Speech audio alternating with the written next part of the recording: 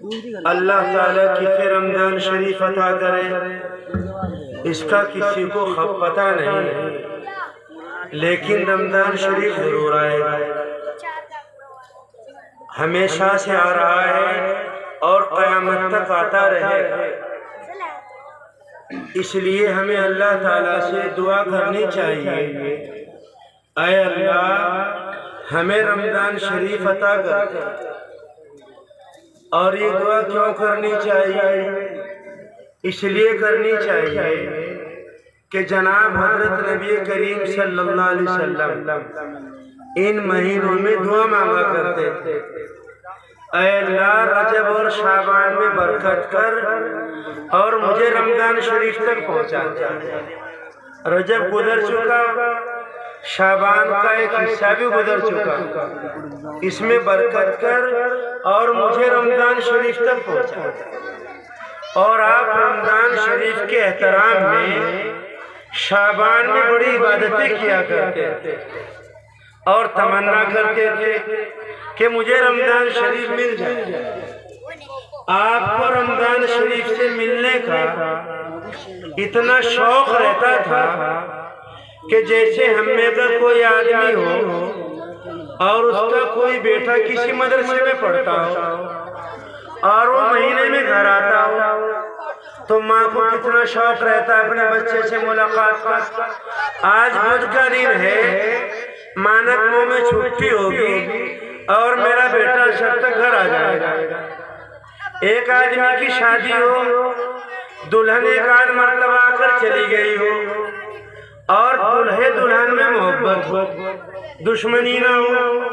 آج کل لڑائیاں بہت ہوتی ہیں، شادی ہوتی نہیں اور لڑائیاں شروع ہو جاتی ہیں۔ اور اس کی جو بنیادی وجہ سمجھ میں آئی ہے کہ آج ہمارے بچے اور بچیاں موبائلوں پر بہت بات کرتے ہیں اور کسی نے ذرا سی بات کہہ دی، چاہے وہ بات غلط بھی تھی، اس پر یقین کر لیتے ہیں۔ حدیث پاک میں آتا ہے کہ انسان کے جھوٹا ہونے کے لیے یہ کافی ہے کہ وہ ہر سنی بات کے اوپر اعتماد کرے۔ تو بچوں کے رشتے ہوتی نہیں اور طلاقیں شروع ہو جاتی ہیں، لڑائیاں شروع ہو جاتی ہیں۔ ان لڑائیوں سے اپنے آپ کو بچا کر رکھنا چاہیے۔ اور اس کے ایک طریقہ میں آپ کو بتاتا ہوں کہ شادی سے پہلے لڑکے اور لڑکی کو ایک کتاب ہے مثالی دلہا اور ایک کتاب مثالی دلہن ہے، ایک کتاب تحفہ دلہا ہے، ایک تحفہ دلہن ہے۔ یہ حقوق الزوجین ہے۔ ان کتابوں کا آدمی مطالعہ کرے، اسے پتہ لگے گا کہ مجھے شادی کے بعد کیسے رہنا چاہیے۔ حدیث اور قرآن پاک کی روشنی میں ایسی بہت سی باتیں لکھی گئی کہ جوان بچے بچیاں ان کے اوپر عمل کریں گے۔ تو میں نے عرض کیا کہ بھائی اگر میں لڑائی نہ ہو، محبت ہو، تو اس آدمی کو تمنا رہتی ہے میری دلہن کب آئے گی، اور دلہن کو بھی تمنا رہتی ہے کہ میرے دلہے سے کب ملاقات ہو۔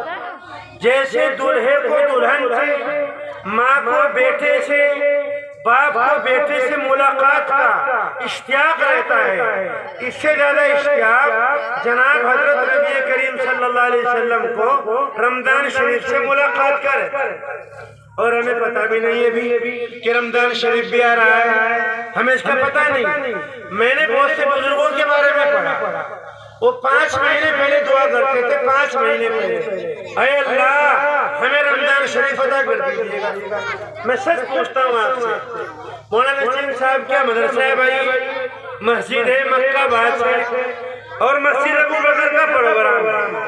میں سچ پوچھتا ہوں یہاں سے لے کر یہاں تک عام میں سے کون آدمی ہے کہ جس نے دعا کی ابھی تک کہ اللہ مجھے رمضان شریف دے دیجیے گا؟ آپ بتائیے مالدار، ہمیں خیال نہیں۔ ایک صحابی رسول کا انتقال ہونے لگا، وہ رونے لگے تو کسی نے پوچھا کیوں رو رہے ہو؟ کہ دنیا چھوٹ رہی ہے اس لیے روتے ہو؟ کہ نا کہ پھر کیوں رو رہے ہو؟ کہ اس لیے رو رہا ہوں کہ میرا اللہ مجھے ایک رمضان شریف اور عطا کر دے، اور میں رمضان شریف میں روزے رکھتا بھوک کی گرمی، بھوک کی شدت اور پیاس کی سختی برداشت کرتا اور پھر میں اپنے رب کے سامنے حاضر۔ اصل میں رمضان شریف جو ہے اس کا مسئلہ بالکل ایسا ہے کہ جیسا ہمارے بدن میں دل ہے، اگر دل صحیح ہے تو پورا بدن صحیح ہے۔ اگر کسی آدمی کا رمضان شریف صحیح گزر گیا تو اس کے 11 مہینے صحیح گزریں گے، اور کسی کا رمضان شریف بگڑ گیا تو اس کے 11 کے 11 مہینے بگڑ جائیں گے۔ اس لیے میں اس مسجد کے پروگرام کے موقع پر میں آپ سے درخواست کرتا ہوں کہ آپ اپنے رمضان شریف کو صحیح گزارنے کی تیاری کریں۔ ایک مسجد تو یہ ہے مسجد ابو بکر، جس کے لیے آپ چندہ دے رہے ہیں، اور ایک مسجد آپ کے گھر کی ہے۔ حدیث پاک کی کتابوں میں، فقہ کی کتابوں میں گھر کی مسجد کا ذکر آیا ہے کہ ہمارے گھر میں بھی ایک مسجد ہونی چاہیے۔ وہ مسجد کا کیا مطلب ہے کہ آپ کے گھر میں چھوٹی سی جگہ جس میں ایک مصلی بچھا ہوا ہو یا تخت پڑا ہوا ہو، اس تخت پر جے نماز بچھی ہوئی ہو، وہاں پر آپ کی مسواک رکھی، آپ کا لوٹا ہے، رحل پر قرآن شریف رکھا ہوا ہے، فضائل اعمال ہے، منتخب حدیث ہے، فضائل رمضان ہے، تسبیح ہے، یہ ہونا چاہیے۔ اس میں ہماری بہنیں، ہماری مائیں یہاں نماز پڑھ، اور اسی جگہ پر بیٹھ کر ہماری مائیں بہنیں رمضان شریف میں اعتکاف کریں۔ اس کی کوشش کریں۔ جن گھروں میں 6 بچیاں ہیں، 4 بچیاں ہیں، بیوی ہے، والدہ ہے، ان گھروں میں پورے رمضان شریف کا اعتکاف کرنا بہت آسان ہے۔ وہ کیسے؟ 6 پنجے 30، ایک عورت 5 دن کا اعتکاف کرے۔ پہلے 5 دن کا ماں نے اعتکاف کیا، پھر بیوی نے کیا، پھر بیٹی نے کیا، پھر دوسری بیٹی نے کیا، پھر بھابھی نے کیا۔ رمضان ابھی تیاری کرنی پڑی، اور باقاعدہ اسی مسجد میں شب قدر کی تیاری کریں۔ اے اللہ، اس جگہ پر مجھے بیٹھ کر آپ شب قدر عطا کر دیجیے گا، اور اسی جگہ پر بیٹھ کر قرآن پاک کی تلاوت کریں۔ اور ہمارے مرد حضرات جو مسجدوں میں جاتے ہیں، فرض مسجد میں پڑھیں اور سنت نفلیں اپنے گھر کی مسجد میں پڑھیں، تہجد اسی مسجد میں پڑھیں، اشراق اوابین، چاشت کی نماز اپنے گھر کی اس مسجد میں پڑھیں۔ آج آپ اپنے بچے سے پوچھو کہ بھئی چاشت کی نماز کون کی ہے، آپ کا بچہ بتائے گا نہیں، چونکہ گھر کی مسجد میں ہماری ماں چاشت نہیں پڑھتی۔ 4 رکعت صبح میں پڑھے فرض اور سنت فجر کی، اللہ اللہ۔ ہمارے گھروں میں بیت الخلا ہے، غسل خانہ ہے، ہمارے گھروں میں مطبخ ہے، ہمارے گھروں میں ویٹنگ روم ہے، ہمارے گھروں میں ڈریسنگ روم ہے، ہمارے گھروں میں کاریں اور گاڑیاں کھڑی کرنے کی جگہ ہے، ہمارے گھروں میں ساری چیزیں ہیں، مسجد نہیں۔ تو جیسی مسجد یہ ہے مسجد ابو بکر، جس کے لیے آپ چندہ دیں گے، آپ ایسی مسجد چھوٹی سی اپنے گھر میں بنائیں۔ ہوتا کیا ہے، برقع اچھی جگہ رکھا جائے گا، چادر ابو کی اچھی جگہ رکھی جائے گی، لحاف کو موڑ کر رکھا جائے گا، کپڑے اعلیٰ درجے کی پریس کے بعد اچھی جگہ رکھے جائیں گے، اور جے نماز یہ طے کر کبھی چپلوں میں رکھ دی، کبھی دوسری جگہ رکھ دی، کبھی کہیں پر نماز پڑھ لی، اور کبھی الٹی بچھا لی، کبھی سیدھی بچھا لی۔ باقاعدہ جو جے نماز ہے، مصلی ہے، اس کا بھی احترام ضروری ہے۔ تو اس لیے آپ اپنے گھر کی مسجد بنائیں اور آپ اس کے احترام کریں۔ اور آپ یہ کیوں بنائیں، اس کی تیاری آپ کیوں کریں؟ قرآن پاک میں اللہ تعالیٰ فرماتے ہیں کہ ہم نے کعبہ جو بیت حرام ہے اس کو لوگوں کے قیام کا ذریعہ بنا، جعل اللہ الکعبۃ بیت الحرام قیاما للناس۔ ہم نے کعبے کو جو بیت حرام ہے لوگوں کے باقی رہنے کا ذریعہ بنا۔ اگر دنیا قائم ہے تو کعبۃ اللہ شریف کی بنیاد پر قائم ہے۔ دنیا میں جب تک کعبۃ اللہ شریف ہے لوگ اس کی طرف جاتے ہیں، طواف کریں گے، حج کریں گے، حجر اسود کو چومیں گے، تو دنیا قائم رہے گی۔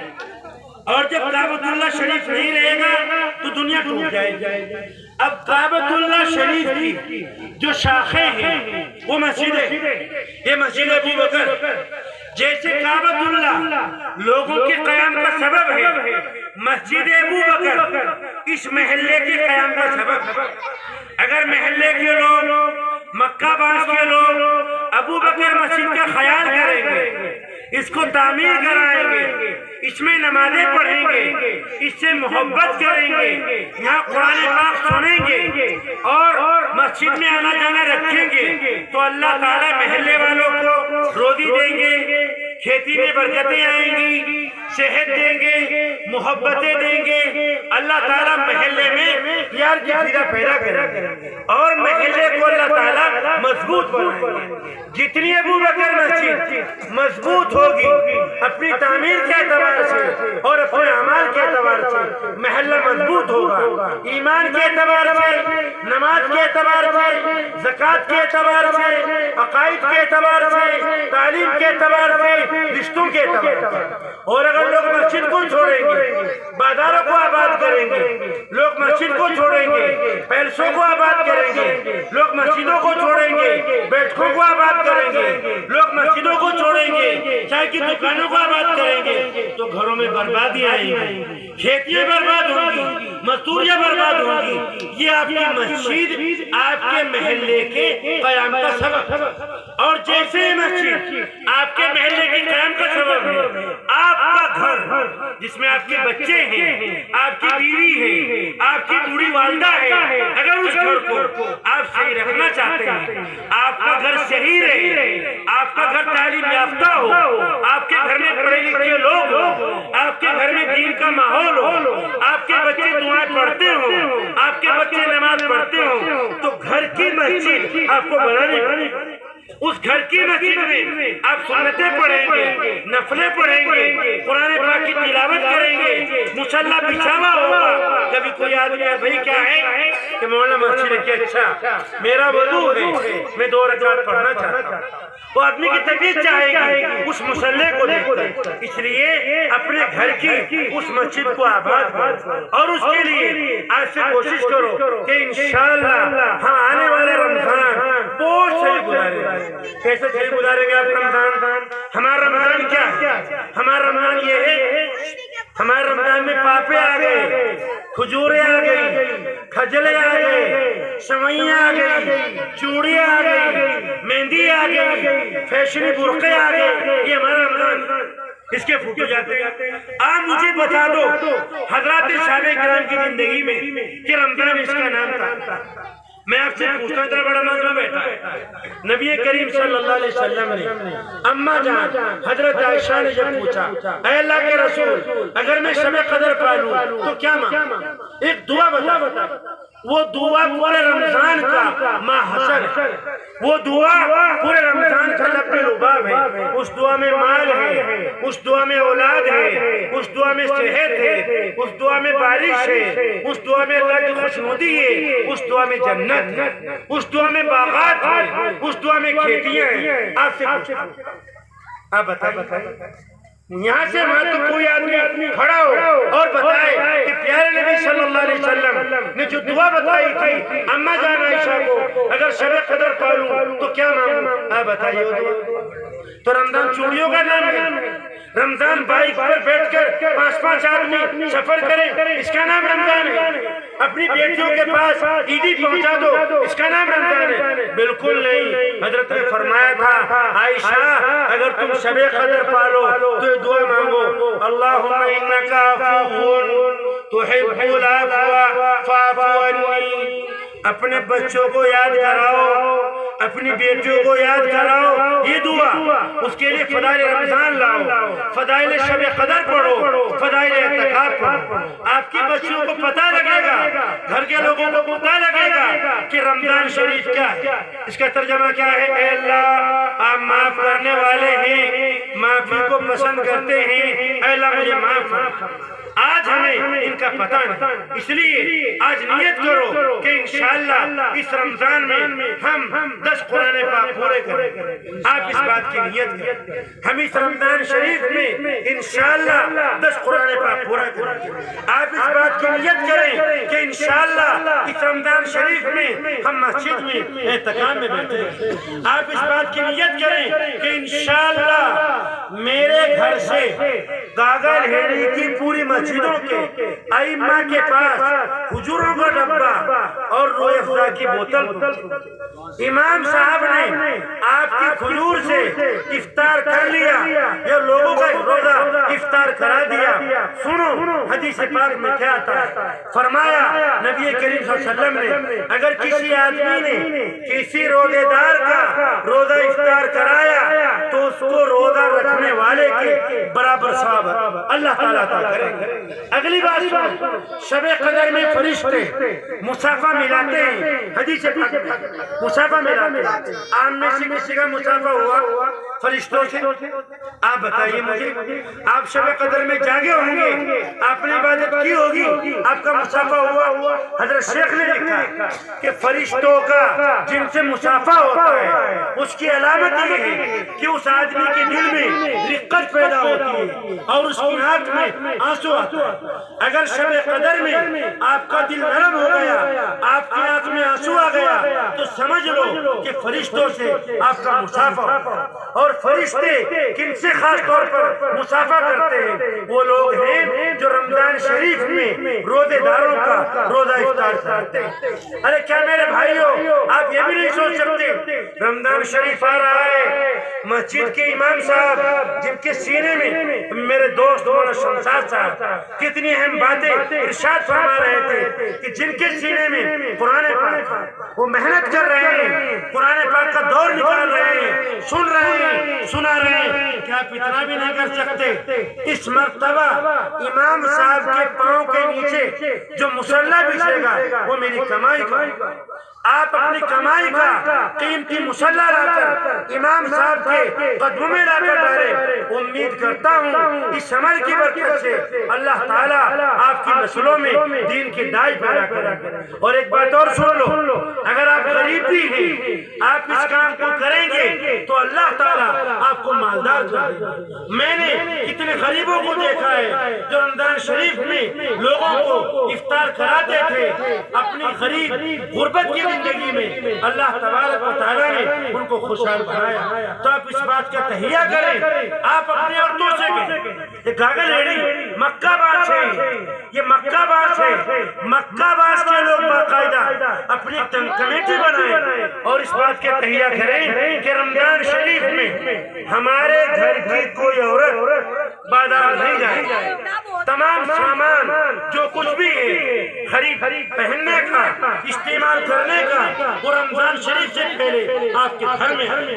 اور اگر نہیں آتا نہ آئے، آپ اس بات کے تہیہ کریں ہم پرانے کپڑوں میں عید کریں گے، ہمارے کپڑوں پر بیمد لگے ہوئے ہوں گے، ہم عید کریں گے، ہماری بچیوں کے ہاتھوں پر مہندی نہیں ہوگی، ہم عید کریں گے۔ اللہ تبارک و تعالیٰ وہ خوبصورتی، وہ حسن اور وہ جمال اور وہ سکون آپ کو عطا کریں گے کہ جس کا آپ اندازہ نہیں کر سکتے۔ اس لیے آپ کو رمضان شریف کی تیاری ابھی سے آپ کو کرنی ہے، اس کی کوشش کرنی ہے، اپنے گھروں میں باقاعدہ ایسی کتابیں لانی ہیں، ان کو پڑھنا ہے، بچوں کو پڑھانا ہے اور ان کو سنانا ہے اور ان کو سننا ہے۔ میرے بھائیوں، اگر آپ نے دونوں مسجدوں کو آباد کر لیا اور آپ نے اس بات کی نیت کر لی کہ انشاءاللہ ایک طریقہ بڑا عجیب ہے کہ رمضان کا مہینہ ہے، مکے باز کی بیوہ عورتیں مانگتی پھرتی دیجیے ہمیں، ہمارے گھر میں کچھ ہے نہیں، ہمیں کھانا دو، ہمیں کپڑے دو۔ مکہ باز کے مالدار لوگوں کی ذمہ داری اپنی ذمہ داری کو سمجھے. مال میں ان کے سوال کرنے والوں کا بھی حق ہے اور نہ مانگنے والوں کا بھی حق ہے. یہ دیکھیں ہمارے محلے میں کتنے غریب ہیں, کتنے لاچار ہیں, کتنے مجبور ہیں. ہم رمضان شریف سے پہلے ان کے گھروں میں پورا سامان رمضان شریف کا پہنچا دیں. اپنا فون نمبر ہم ان کو دیں کہ میرا فون نمبر ہے, تمہیں کوئی ضرورت ہو میں حاضر ہوں. میری بیٹی بعد سے کپڑے پہنے گی, پہلے تمہاری بیٹی کپڑے پہنے. اور یہ بات میں ایسے نہیں کہہ رہا ہوں, بات ختم کرتا ہوں. یہ نام لکھا ہوا ہے مسجد ابو بکر. میں آپ کو ایک واقعہ سناتا ہوں. حضرت ابو بکر کا زمانہ ہے. حضرت عمر فاروق رضی اللہ تعالیٰ دفتر میں گئے, ایک رجسٹر ہے. اس رجسٹر میں کچھ غریب لوگوں کے, اپاہج لوگوں کے, کمزور لوگوں کے نام لکھے ہوئے اور سامنے خدمت کرنے والے کا نام لکھا ہوا. ایک عورت کا نام لکھا ہوا ہے جو معذور ہے, سامنے خدمت کرنے والے کا نام لکھا ہوا نہیں. حضرت عمر نے اس رجسٹر کو دیکھا اور دل میں کہا میں اس عورت کی خدمت کروں. چنانچہ آپ اٹھے اور بڑھیا کا کنڈا کھٹکھٹایا. اندر سے آواز کون بیٹا؟ عرض کیا مائی میں عمر ہوں. پوچھا بیٹا کیا بات ہے, کیوں آئے؟ کہ خدمت کرنا چاہتا ہوں. فرمایا بیٹا مبارک ہو, خدمت کرنے والا خدمت کر جا چکا. اگلے روز فاروق دوسرے وقت میں آئے, پھر کنڈی بجائی. پوچھا کون؟ عرض کیا مائی میں عمر ہوں. کہا بیٹا کیا بات؟ کہ خدمت کرنا چاہتا ہوں. کہ بیٹا مبارک جزاک اللہ, خدمت کرنے والا خدمت کر جا چکا. جب کئی روز ہو گئے حضرت عمر نے سوچا آج عشاء کے بعد بیٹھ کر پہرا دوں. وہ کون آدمی ہے جو بڑھیا کی خدمت کرتا ہے؟ بیٹھ گئے. طاق میں مسجد کے معمولات پورے ہوئے, دروازہ بند ہوا. ایک شخص باہر نکلا اور اپنی چپل اپنی بغل میں دبایا اور اس بڑھیا کے گھر کی طرف چلا. کنڈی کھٹکھٹائی, دروازہ کھولا, اندر جھاڑو لگائی, مٹکوں میں پانی بھرا, چراغ جلایا گیا, بڑھیا کو کھانا دوائی دی گئی اور واپس آیا. حضرت عمر فاروق نے ہاتھ پکڑ لیا. معلوم ہے کون تھا یہ شخص؟ یہ کوئی مکہ المکرمہ مدینہ منورہ کا لکڑہارا نہیں تھا, وہاں کا چرواہا نہیں تھا. اس وقت روئے زمین پر اس سے بہتر شخصیت کوئی نہیں, اور وہ تھی حضرت ابوبکر صدیق رضی اللہ تعالیٰ. یہ وہ نام ہے کہ جن کے نام پر آپ نے اپنی مسجد کا نام رکھا ہے. آپ رمضان شریف سے پہلے پوری تیاری کریں, کوشش کریں. اگر آپ نے نہیں کیا اللہ سے مال چھین لے گا, مال اللہ تعالیٰ آپ سے چھین لے گا. حالات الٹتے پلٹتے رہتے ہیں. اور بھائی اگر کسی کا انتقال رمضان شریف سے پہلے ہو گیا, اس کی تقدیر پہلے تھی مرنا, تو اللہ تعالیٰ فرمائے گا اس بندے کو, میرے بندے کو رمضان شریف کے تہجد کا, تراویح کا, 10 قرآن پاک پڑھنے کا, اعتکاف کا, بیواؤں کو کپڑے پہنانے کا, روزہ داروں کو روزہ افطار کرانے کا ثواب بتا. بندہ کرے گا یا اللہ میں تو رمضان سے پہلے مر گیا تھا, میں نے یہ اعمال کیے بھی نہیں. اللہ فرمائیں گے اے میرے بندے, بے شک تیرا انتقال پہلے ہو چکا تھا, تو نے اعمال کیے نہیں, مگر تو نے نیت کی تھی, میں اس نیت کے مطابق تمہیں اجر دیتا ہوں. میں امید کرتا ہوں کہ ہمارے بھائی رمضان شریف کی تیاری کریں گے, اس کی دعاؤں کو سیکھیں گے, اپنے گھروں میں معمول کریں گے کہ ہم 15 منٹ پہلے افطاری کی دعائیں مانگیں گے. اس مرتبہ ہماری آنکھ بھی روزہ رکھے گی, کان بھی روزہ رکھے گا, دل بھی روزہ رکھے گا, زبان بھی روزہ رکھے گی. اور اس مرتبہ اللہ تعالیٰ ہمیں شب قدر اپنے فضل و کرم سے عطا فرمائے. آمین یا رب العالمین. وما توفیق